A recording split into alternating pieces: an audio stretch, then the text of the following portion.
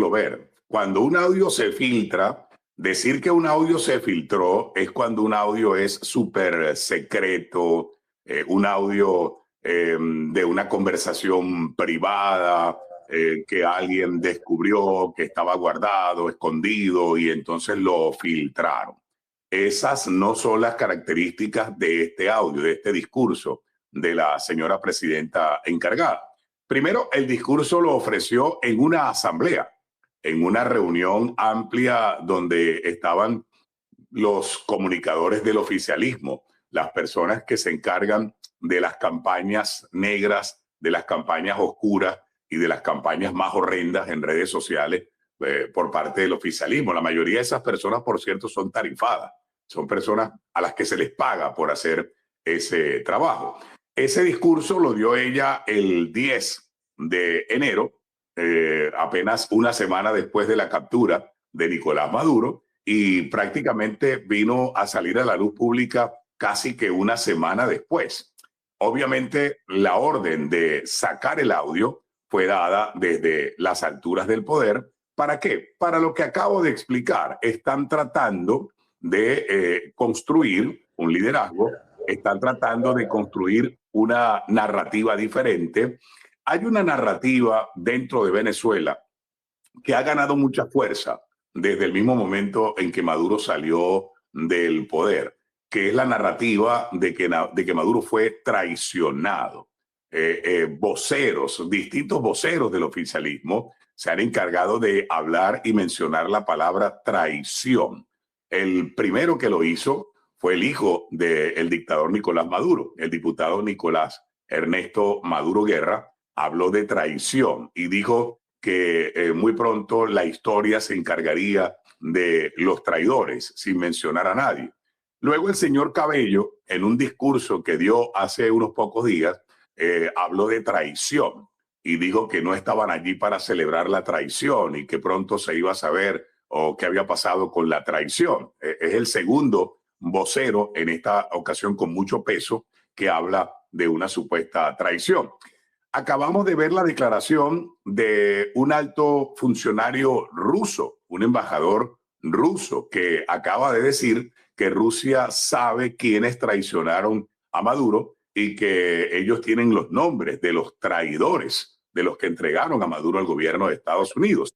Y hay una abogada chavista, una abogada norteamericana que trabajó para Hugo Chávez durante muchos años. Se llama Eva Gollinger. Aconsejo a las personas que nos están viendo que busquen las redes sociales, en Twitter, en Instagram, de la abogada Eva Gollinger, que trabajó con Chávez, que también habla de traición, que dice que a Maduro lo traicionaron. Entonces, ha cogido fuerza la versión y la hipótesis de la traición. Y eso lo saben los hermanos Rodríguez y lo sabe la presidenta encargada. Entonces, para tratar de contrarrestar la narrativa de la traición, que de alguna manera los relaciona a ellos, mandaron a sacar ese audio, ese discurso, donde ella dice que la amenazaron, que amenazaron al señor Cabello, que amenazaron a su hermano, que les dieron 15 minutos para decir qué iban a hacer, etcétera, etcétera, porque intentan de alguna manera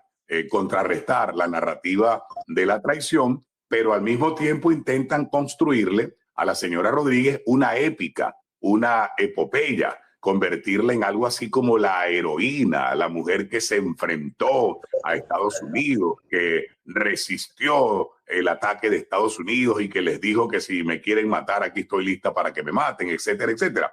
Todo es parte de una campaña que ellos han diseñado, que han orquestado para tratar de cambiar la narrativa y para tratar de contrarrestar ese señalamiento de traidores que algunas personas les están endilgando.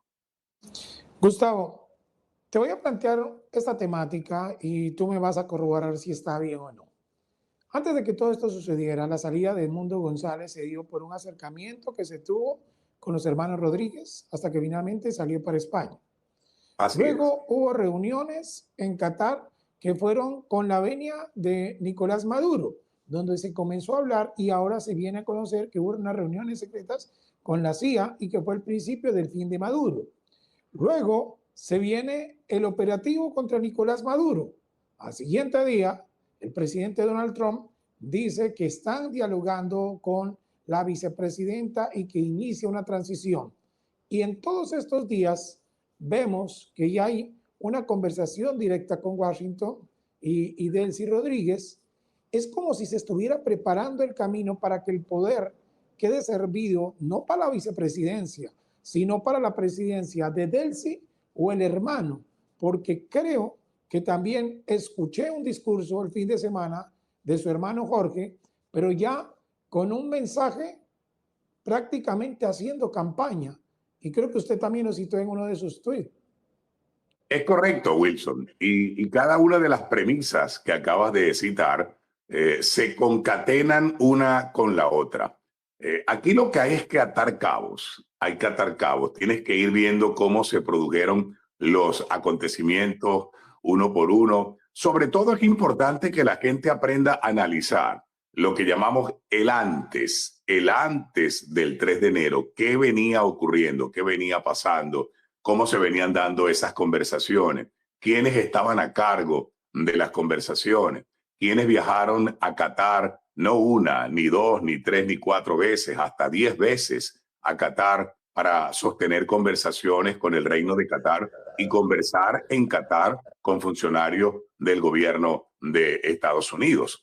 Hay que analizar también el durante. ¿Qué pasó mientras los integrantes de la Delta Force estaban en Caracas capturando a Maduro? ¿Dónde estaban? ¿Dónde estaban los que dicen, me amenazaron, me dijeron que en 15 minutos tenía que hacer esto o tenía que hacer lo otro? ¿Dónde estaban? ¿Por qué no aparecieron justamente en ese instante? Y luego analizar el después. El después. El mismo día, el sábado 3 de enero, en la rueda de prensa que ofreció junto a Marco Rubio y al secretario de Guerra, Pete Hegseth, el presidente Donald Trump dijo que Marco Rubio estaba conversando con la vicepresidenta de Venezuela. Y nunca hubo un desmentido por parte de la señora Rodríguez a esas conversaciones que se venían dando con Marco Rubio antes de la captura de Maduro. Luego se produjo la llamada. Maduro y Delcy tuvieron una llamada telefónica y conversaron por teléfono.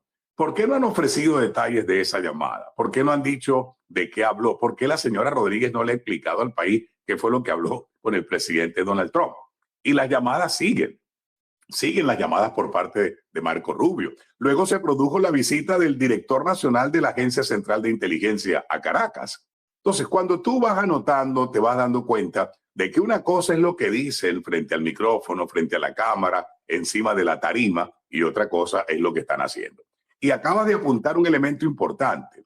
Si ustedes revisan las redes sociales, los medios oficialistas, se darán cuenta de que ciertamente los hermanos Rodríguez ya están en campaña electoral. No solamente Jorge, también ella. Los discursos que ha venido ofreciendo la señora presidenta encargada son discursos de campaña electoral. El discurso que pronunció su hermano hace apenas unas horas, denunciando corrupción en PDVSA, denunciando corrupción con el petróleo venezolano, diciendo que hubo gente que se robó los reales del petróleo y que no repartieron los reales del petróleo entre los venezolanos. Parece un dirigente de la oposición. Yo incluso dije, wow, no sabía que el señor Rodríguez era de la oposición ahora. Parece que es de la oposición. Es otro.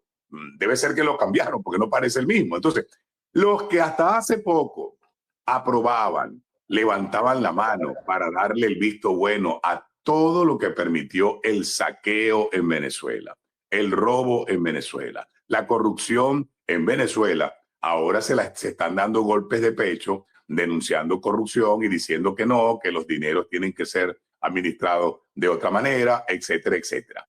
¿Por qué están en campaña la señora Rodríguez y su hermano? Están en campaña porque ellos saben que este año tiene que haber elecciones.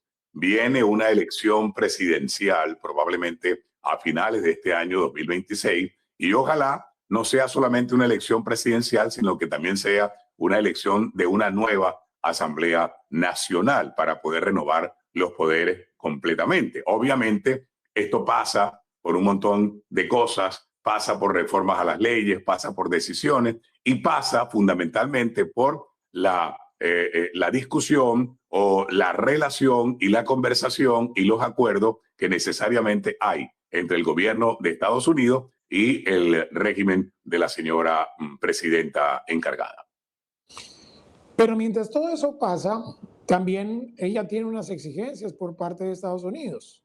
Una de ellas es la liberación de los presos políticos, pero eso no se está dando como se esperaba. Muchas madres esperando fuera de las cárceles, inclusive se ha dado algo que no se había visto antes, una rebelión de las mismas madres, hablándoles de cara a cara a los militares, exigiéndoles la libertad. Eso hace pocos meses no se podía hacer. ¿Puede Delcy Rodríguez y el régimen cumplir con esos requerimientos de liberar a todos los presos políticos, no a los que le convenga, sino a los que realmente están ahí como presos políticos? Evidentemente hay una exigencia ya no solo del gobierno de Estados Unidos, sino de la comunidad internacional. La liberación de todos los presos políticos. Leí muy temprano en la mañana una declaración del secretario general de la Organización de Estados Americanos pidiendo la liberación de todos los presos políticos.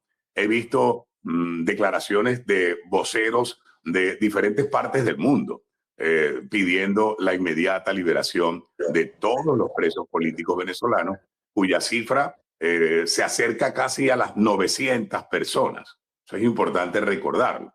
Hasta la mañana de hoy, por lo que pude ver en las cuentas en redes sociales del Foro Penal Venezolano, que es una de las organizaciones no gubernamentales más serias que lleva el día a día con relación a los presos políticos venezolanos, al igual que el Instituto CASLA, que es una organización no gubernamental que preside una buena amiga, la abogada Tamara Sujú. Ellos han dicho que todavía quedan muchos presos políticos y creo que la lista de liberados debe estar llegando más o menos a unos 270, si acaso. 270 de casi 900. ¿Qué significa? Que todavía quedan más de 600 presos políticos en las cárceles venezolanas que tienen que ser liberados. Yo no tengo la menor duda de que el gobierno norteamericano, una de las primeras cosas que le pidió a la señora Rodríguez y que le exigió a la señora Rodríguez fue la inmediata liberación de los presos políticos. No lo han hecho con la rapidez que uno desearía. Habría sido mejor liberar a todos los presos políticos de una vez, el mismo día, abrir las compuertas de todas las cárceles y dejar en libertad a los 900 y tantos presos políticos. Eso era lo sensato, lo lógico, lo prudente, lo humanitario. No lo han hecho así. Están soltando a los presos políticos a cuentagotas y los sueltan de noche, de madrugada, entre gallos y medianoche. Van soltando a uno sí, a uno no, y ahí van poco a poco, a trocha y mocha. Se resisten.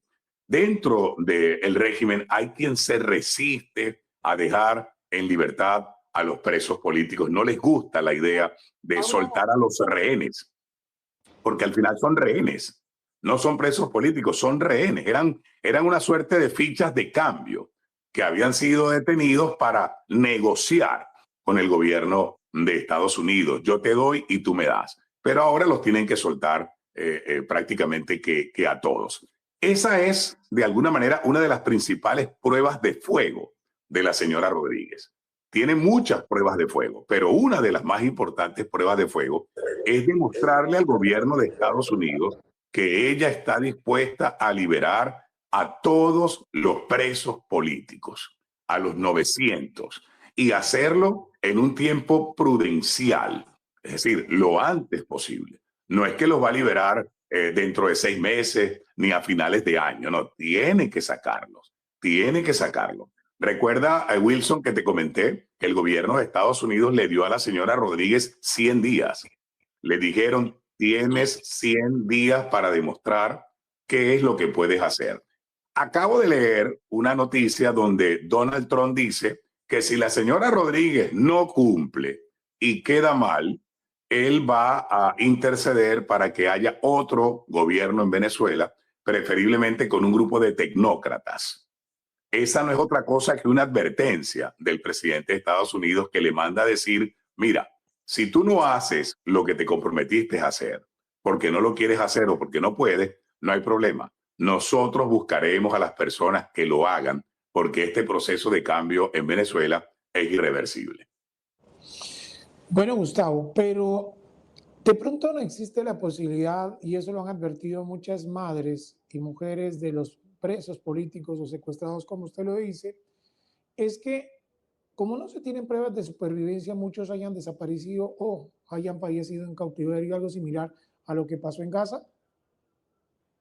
Ojalá no pase así. Sería terriblemente trágico si al final se llega a descubrir que una cosa tan horrenda como esa haya ocurrido. Yo de verdad que hago votos porque eso no pase. Yo quisiera ver a todos los presos políticos en libertad, a todos, que estén vivos y que los liberen a todos. Ese es mi principal deseo. Pero evidentemente en Venezuela ha habido un hermetismo, un secretismo, un misterio con el tema de los presos políticos. Hay colegas periodistas a quienes yo he escuchado decir que en Venezuela hay cárceles clandestinas. Imagínate lo grave que es eso. Cárceles clandestinas. ¿Qué son cárceles clandestinas? Es decir, que no son las cárceles que la gente conoce. O sea, las cárceles más populares en Venezuela, Yare 1, Yare 2, Yare 3, El Helicoide, Ramo Verde, Tocorón, Puente Ayala, por allá por el oriente del país, etcétera, etcétera. En Venezuela se conoce que hay aproximadamente 50, 54 centros de reclusión en todo el territorio venezolano, entre ellas 34 cárceles como tal, ¿verdad? Uno no sabe incluso en cuál de esas cárceles están algunos presos políticos. Hay familiares que ni siquiera saben dónde dónde está su gente. Madres que no saben dónde está su hijo, dónde lo tienen. Esposas que no saben dónde está su esposo. Abuelas que no saben dónde está su nieto. Porque una de las cosas terribles que esta gente hizo en estos últimos años es que te detenían en Táchira, pero te mandaban preso para Miranda o para Oriente. Te enviaban a 1.000 kilómetros o a 2.000 kilómetros de distancia de donde tú vivías y no le informaban a sus familiares. Se producía lo que llamábamos nosotros la desaparición forzada. Detenían a la persona y pasaban 2 meses, 3 meses, 6 meses sin que nadie supiera en qué lugar estaba la persona detenida, en qué lugar estaba recluida. Una cosa totalmente insólita que solo pasa, por supuesto, en dictaduras. Eso solo ocurre en dictaduras, que pongan preso a una persona y nadie sepa dónde la tienen, que la familia no la pueda visitar, que la familia no la pueda llamar, que el preso no pueda llamar a un abogado, que no le pueda avisar a su familia dónde está. Bueno, eso fue lo que pasó en Venezuela durante todos estos años. Entonces, Dios quiera que esto no pase, Dios quiera que esto no pase. Creo que el tema de las cárceles clandestinas es muy delicado, pero todo esto se va a saber más temprano que tarde. Vamos a saber si la historia y la versión de las cárceles clandestinas es cierta. Vamos a saber dónde estaban esas cárceles clandestinas, esos centros de reclusión clandestinos. Vamos a saber dónde tenían a los presos políticos, qué les hicieron. Eso es otra cosa, que liberan a la gente y le dicen: usted tiene prohibición de declarar, usted tiene prohibición de decir dónde estaba, qué le hicimos, qué no le hicimos, y si lo hace, lo vamos a volver a meter preso, etcétera, etcétera. Es una cosa que uno dice: Dios mío, pero de verdad que terrible. Y lo último que me enteré, y aprovecho también para comentarlo, es que supuestamente están dejando en libertad a personas que no eran presos políticos y los meten en la lista como si fueran presos políticos, pero no son presos políticos. La lista de los presos políticos la tiene el Foro Penal, la tiene el Instituto Casla, la tiene la OEA, la tiene el secretario de Estado Marco Rubio, ¿verdad? Y ahí están los que han sido detenidos por razones políticas en los últimos años. Pero seguramente esta gente que es desalmada está dejando en libertad a corruptos, a malandros, a choros, a delincuentes que no son presos políticos, y entonces dicen o los quieren hacer pasar como presos políticos cuando realmente no son presos políticos. ¿Y qué tiene que ver Diosdado Cabello y sus colectivos con eso, con frenar la salida de los presos políticos? A ver, yo pienso que la decisión la tiene la presidenta encargada.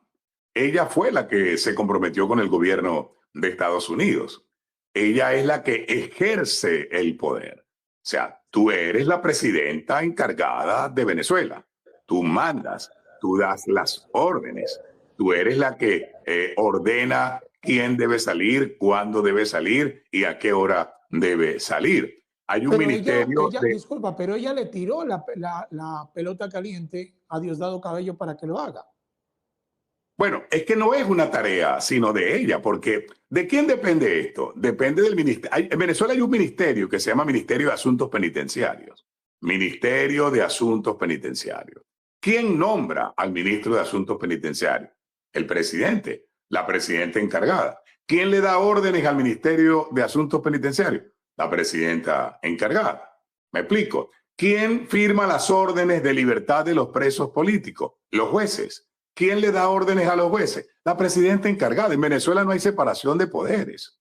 Eso lo sabe todo el mundo. En Venezuela no hay separación de poderes. Entonces, si la presidenta quiere liberar a alguien, pues simplemente levanta el teléfono, llama al juez de la causa, le dice, hazle la boleta de excarcelación a este preso, la mandas en 5 minutos, la llevan, lo sacan y lo ponen en libertad. Así funcionan las cosas en Venezuela, Wilson. En Venezuela no hay Estado de Derecho. En Venezuela no es Colombia, no es Estados Unidos, no es Europa, donde hay canales que tú sabes que el Poder Ejecutivo no interfiere dentro del Poder Judicial, porque el Poder Judicial es independiente, los jueces son independientes, los fiscales son independientes. Eso no pasa en Venezuela.